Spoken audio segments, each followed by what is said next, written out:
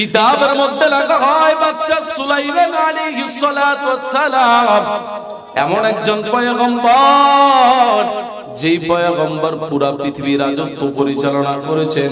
এ মুসলমান, পুরা পৃথিবীর রাজত্ব পরিচালনা করেন চারজন বাদশা। দুইজন হলো মুসলমান আর দুইজন হলো বিধর্মী। দুইজন মুসলমানের মধ্যে একজন হলো বাদশা সুলাইমান আলাইহিস সালাতু ওয়াস সালাম, আরেকজন হলো বাদশা যুলকারনাইন। বাদশা সুলাইমান আলাইহিস সালাতু ওয়াস সালাম পুরা পৃথিবীর রাজত্ব পরিচালনা করেন বাদশা সুলাইমান আলাইহিস সালাতু ওয়াস সালাম।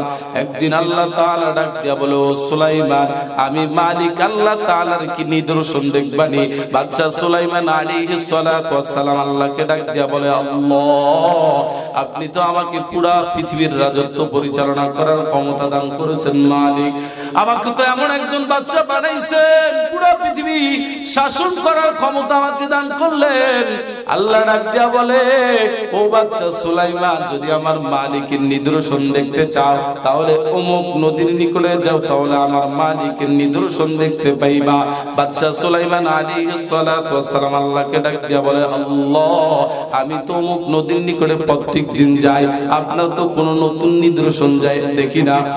আল্লাহ তাআলা ডাক দিয়া বলে, সুলাইমান, তুমি যাইতে বলছি, তুমি যাও। সুলাইমান আলাইহিস সালাতু ওয়াস সালাম আল্লাহর নিদর্শন পায় সেখানে গেলেন। যাওয়ার পর আল্লাহকে ডাক দিয়া বলে, ও রব মালিক আল্লাহ, এখানে তো আপনার কোনো নিদর্শন দেখা যায় না। আল্লাহ তাআলা ডাক দিয়া বলে, ও বাদশা সুলাইমান, সমুদ্রের মধ্যে ডুব দাও। সমুদ্রের মধ্যে ডুব দেওয়ার পর আমার মালিকের নিদর্শন দেখতে পাইবা। বাদশা সুলাইমান আলাইহিস সালাতু ওয়াস সালাম তার খাদেমকে ডাক দিয়া বলে, খাদেম, সমুদ্রের মধ্যে ডুব দাও। সমুদ্রের মধ্যে যখন ডুব দিলেন, ডুব দেওয়ার পর খাদেম দেখে যে বিশাল বড় এক বিল্ডিং। বিল্ডিং এর দরজাগুলো খোলা এবং জানালা খোলা, সব কিছু খোলা, কিন্তু এক ফুটা পানিও ভিতরে ঢোকে না। সুবহানাল্লাহ। আরো জোরে আওয়াজ দিয়া বলুন সুবহানাল্লাহ। যখন খাদেম ডাক দিয়া বলে, ও বাদশা সুলাইমান, আমি যখন সমুদ্রের মধ্যে ডুব দিলাম, ডুব দেওয়ার পর দেখলাম যে বিশাল বড় একটা বিল্ডিং। বিল্ডিং এর জানালাগুলো খোলা, দরজা খোলা, সবকিছু খোলা, কিন্তু এক ফোঁটা পানিও ভিতরে ঢোকে না। এই কথা শোনার পর বাদশা সুলাইমান আলাইহিস সালাতু ওয়াস সালাম ওই সমুদ্রের মধ্যে ডুব দিলেন। ডুব দেওয়ার পর দেখে যে বিল্ডিং, বিশাল বড় বিল্ডিং, সবগুলো জানালা খোলা, দরজা খোলা, কিন্তু এক ফোঁটা পানিও, আল্লাহর বান্দা বলতেছে যে এক ফোঁটা পানি ওই বিল্ডিং এর মধ্যে ঢোকে না। সুবহানাল্লাহ।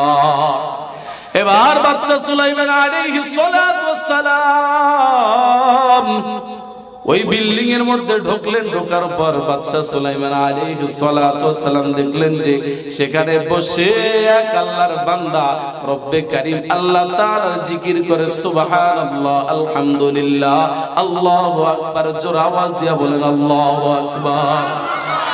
আল্লাহর ওলি বৈশা বৈশা রব্বে কারীম আল্লাহর জিকির করে, সুবহানাল্লাহ, আলহামদুলিল্লাহ, লা ইলাহা ইল্লাল্লাহ। আল্লাহ তাআলার তাসবিহগুলো পাঠ করে, মাথার মধ্যে পাগড়ি, শরীরের মধ্যে বিশাল বড় জুব্বা, আল্লাহ তাআলার তাসবিহগুলো পাঠ করে। বাদশা সুলাইমান আলাইহিস সালাতু ওয়াস সালাম ডাক দিয়া বলে, ও আল্লাহর ওলি, তুমি এখানে কত বছর যাবত আল্লাহ তাআলার জিকির করো, আল্লাহ তাআলার গোলামি করো?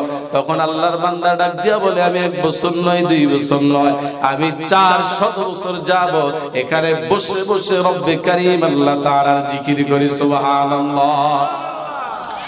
এ মুসলমান ইমানদার আল্লাহর গোলাম, বাদশা সুলাইমান আলাইহিস সালাতু ওয়াস সালাম ডাক দিয়া বলে, গোলাম, তোমার খাবারের যখন প্রয়োজন হয় তখন তুমি কি করো? তখন তিনি ডাক দিয়া বলে, আমি নামাজের মধ্যে দাঁড়ায় যাই, অটোমেটিক ভাবে আল্লাহ তাআলার পক্ষ থেকে খাবার চলে আসে। সুবহানাল্লাহ। এ মুসলমান, সেখানে বৈশা বৈশা আল্লাহর ওলি আল্লাহ তাআলার জিকির করছে।